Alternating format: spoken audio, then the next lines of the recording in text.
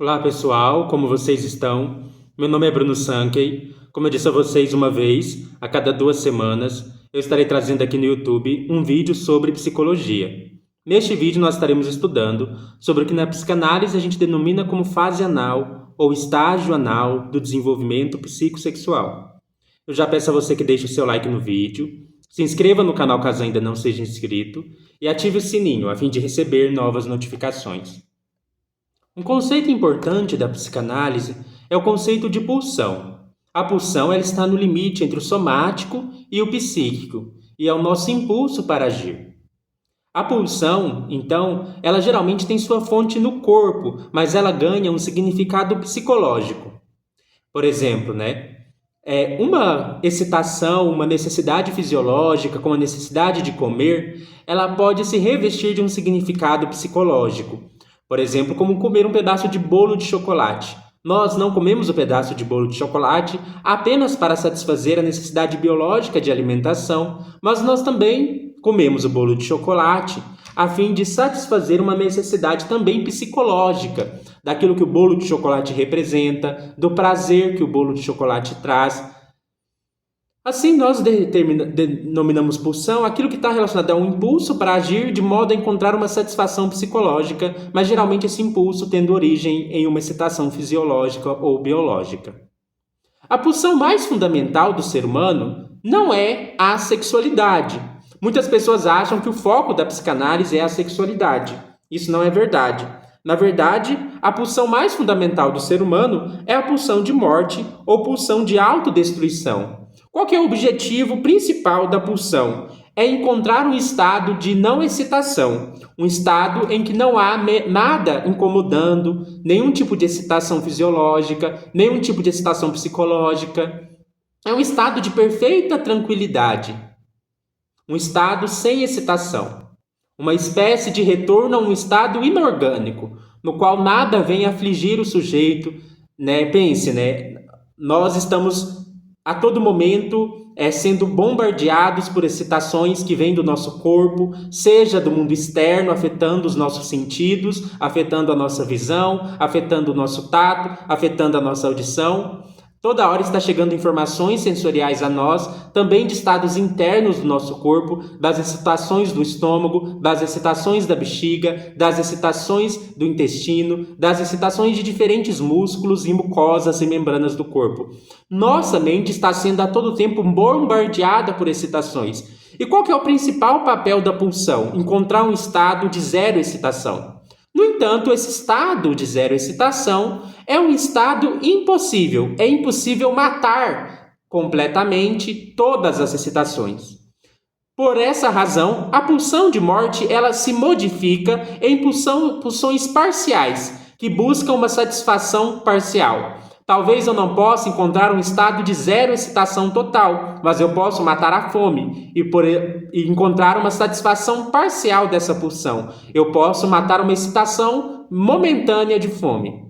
Eu também posso matar a sede. Eu também posso matar o tesão, encontrando ali o orgasmo. Então, eu posso encontrar satisfações parciais, ou zerar de maneira parcial certos estados de excitação. Não zerar completamente, porque isso seria do campo do impossível. Então, desde o começo da vida humana, a pulsão de morte se modifica em pulsões que buscam satisfações parciais. E essas pulsões que buscam satisfações parciais, nós chamamos de pulsões de vida ou pulsões sexuais. As pulsões de vida ou sexuais só podem encontrar satisfação parcial. Quando nós falamos de pulsão sexual, nós não estamos falando de sexo, mas de sexualidade.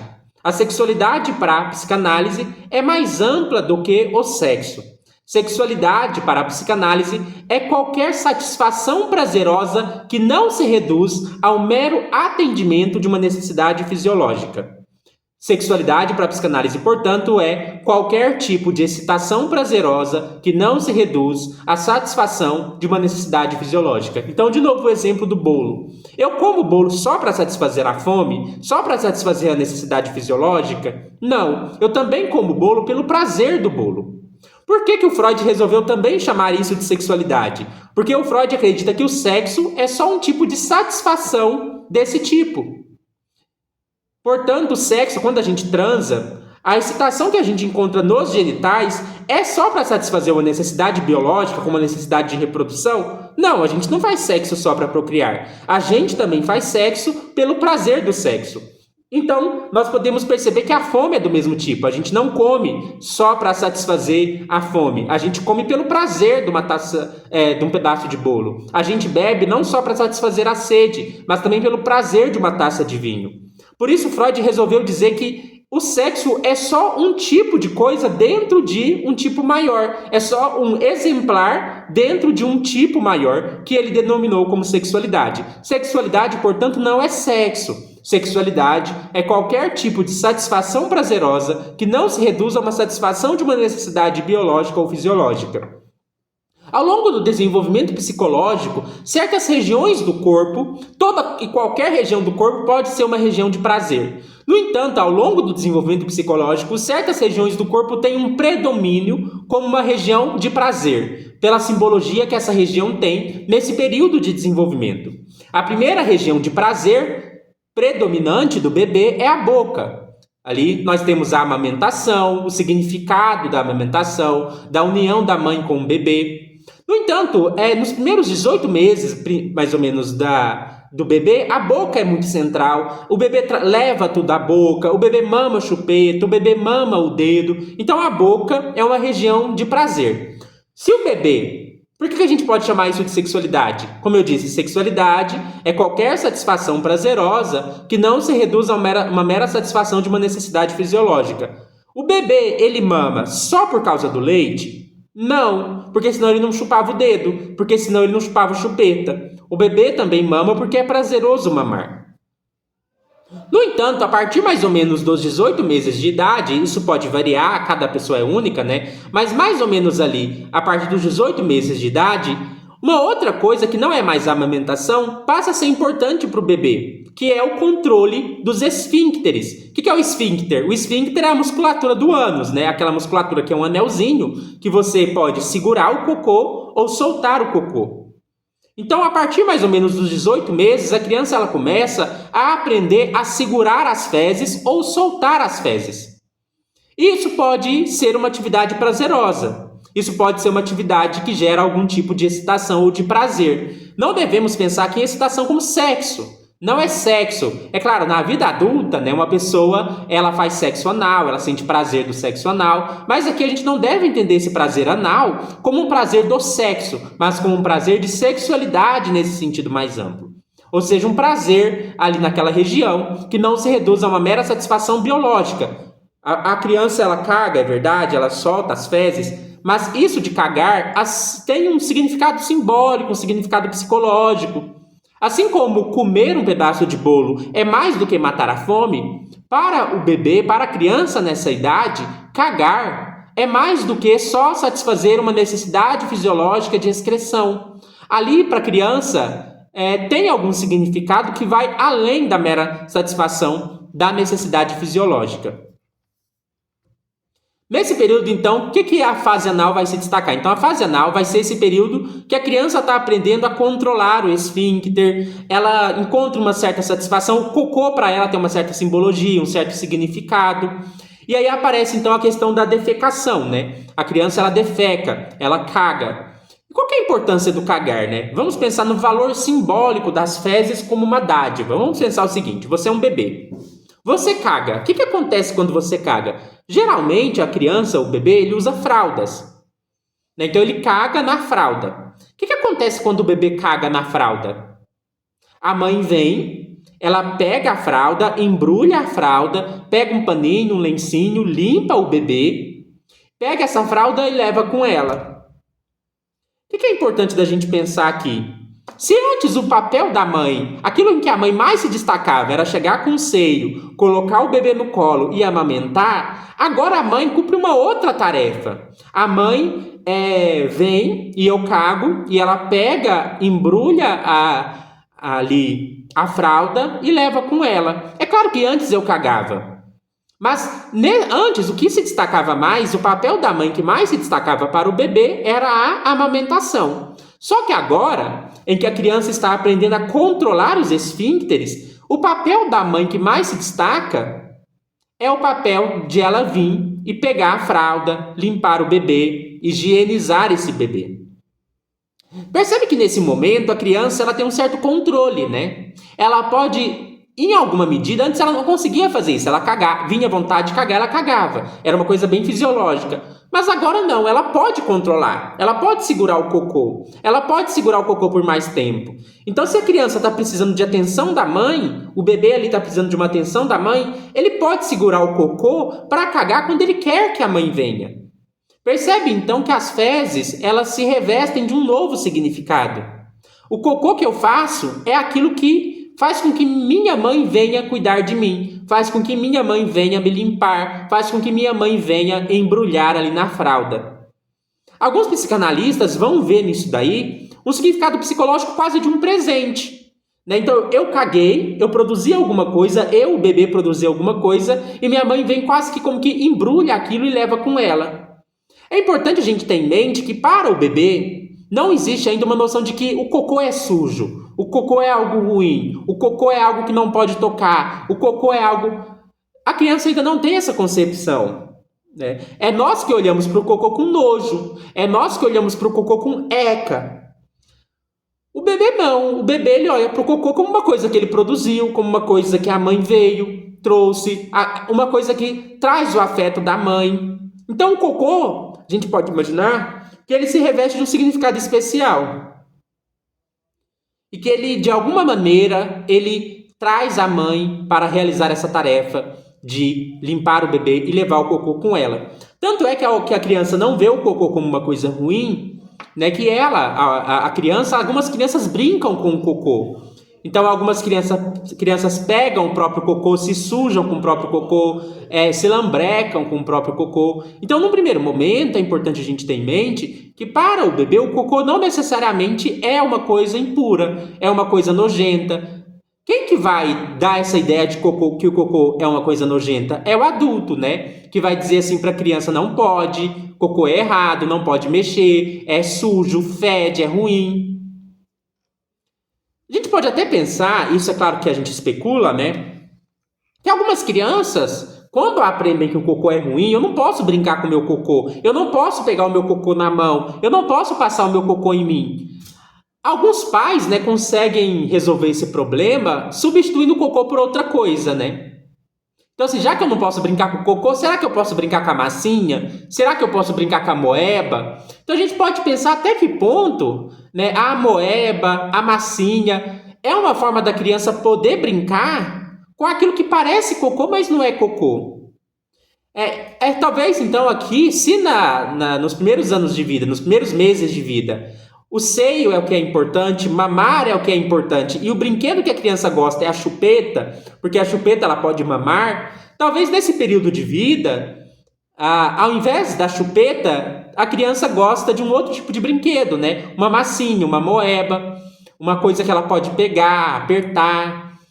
Ou algumas crianças não necessariamente nesse período vão brincar de massinha ou de amoeba, algumas mais para frente, mas a gente pode até imaginar se, no caso de algumas crianças, a massinha, a amoeba é uma forma de brincar com uma coisa que tem uma textura semelhante ao cocô, já que com o cocô eu não posso brincar, já que com o cocô eu não posso mexer. Porque a princípio a criança brinca com o cocô e não vê problema nisso. É o pai, a mãe que vai ali introduzir a ideia de que o cocô é uma coisa ruim. Nesse período também existe uma certa polaridade de atividade e passividade, né? Então, assim, ao mesmo tempo eu consigo segurar o cocô, mas eu solto e deixo o cocô ir. E aí nós podemos entender que a fonte das pulsões anais, como eu disse, uma pulsão, ela tem origem numa excitação numa região do corpo. Uma região que traz algum prazer. Então, uma região do corpo que é prazerosa, que é o ânus, a mucosa anal, aparece nesse contexto. E também é prazeroso para a criança segurar o cocô. É claro, isso é estranho de falar, pode parecer, mas algumas crianças até seguram o cocô pelo prazer do cocô ficar mais durinho, né? E ele passa pelo ânus mais durinho. Isso não quer dizer, que é importante, a gente não está projetando a sexualidade adulta na criança. Sexo anal adulto é uma coisa, sexualidade infantil, sexualidade é mais do que sexo, né?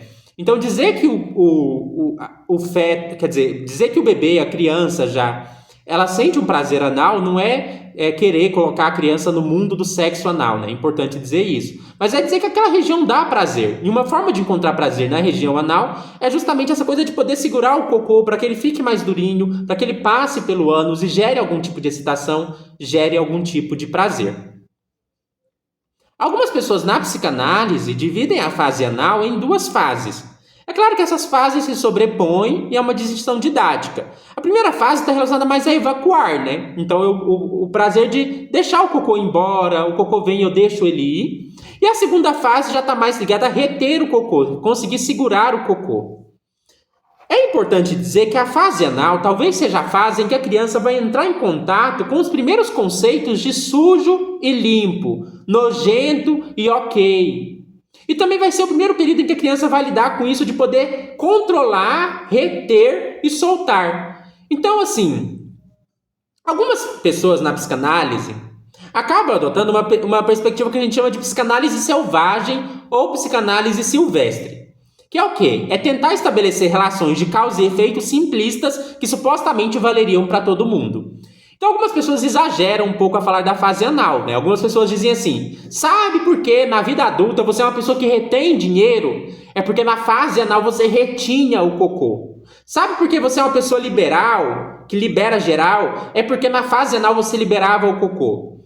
Essa relação de causa e efeito simplista, eu acho que não é legal no contexto da psicanálise. Né? Psicanálise não é estabelecer relações universais de causa e efeito de maneira simplista. No entanto, a gente pode dizer que na fase anal é esse primeiro momento em que a criança vai entrar em contato com essa experiência de segurar algo, de reter algo, de soltar algo, de poder escolher o momento que acontece, de poder ter um certo controle. Ah, eu não vou cagar agora, eu vou segurar o cocô para cagar depois e quem sabe minha mãe vai chegar, então eu vou poder controlar até o momento que minha mãe vem me limpar. Claro que a criança não pensa isso racionalmente, né? É uma experiência que acontece ali automático, né?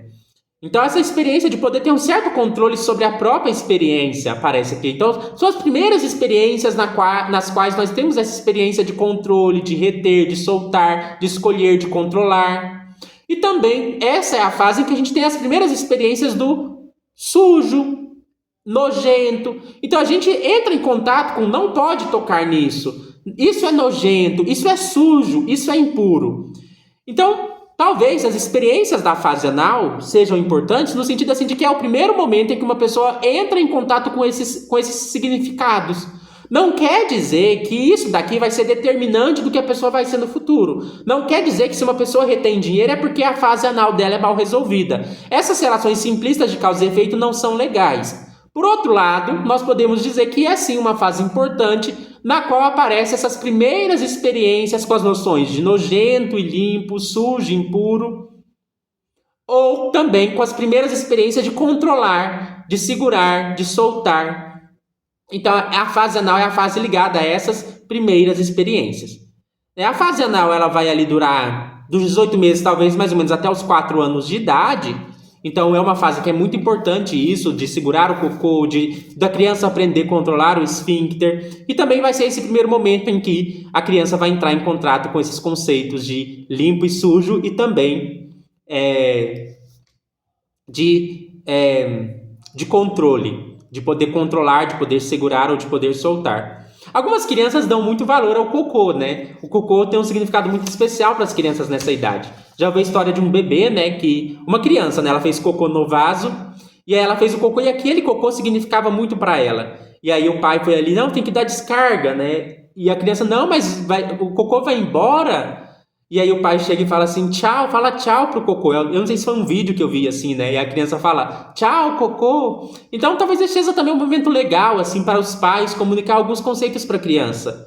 Né? Não ser um momento de punição, né? Muitos pais, eles punem as crianças porque fizeram xixi na cama, porque não conseguiram segurar o cocô. É importante lembrar que a criança está aprendendo. Esse é o primeiro momento que ela está aprendendo a segurar o cocô, aprendendo a soltar o cocô, aprendendo a segurar o xixi, aprendendo a soltar o xixi. E é normal que a criança ainda tenha dificuldade, então que ela faça xixi na cama. Algumas crianças têm até medo, né, da figura do pai nessa fase. Nossa, se eu fizer xixi na cama, será que meu pai vai brigar comigo? Ah, se eu encostar no cocô, brincar com o cocô, será que ele vai falar que é sujo? Então talvez seja interessante a gente até pensar como a gente pode comunicar para a criança um espaço mais de aceitação, né? O cocô é sujo, é nojento, mas por que é nojento? É nojento porque pode trazer doença, que não é legal. Mas será que é? Até que ponto a gente pode comunicar essas noções de sujeira, de impuro, de uma maneira saudável, sem parecer que é dizendo assim, isso é errado, não pode. E também valorizar a experiência da criança de aprender a segurar esse cocô. Se ela não conseguiu segurar, se ela fez xixi sem querer, que bom, né? Acolher também isso e a criança ir aprendendo como reagir, como ter uma experiência com o próprio corpo. Então a fase anal é muito importante nesse sentido, porque é os primeiros contatos com esse tipo de experiência. Eu espero que vocês tenham gostado deste vídeo. Caso vocês tenham gostado, tem minha chave Pix na descrição. Caso queira fazer uma doação de qualquer valor em agradecimento pelo vídeo. E até mais.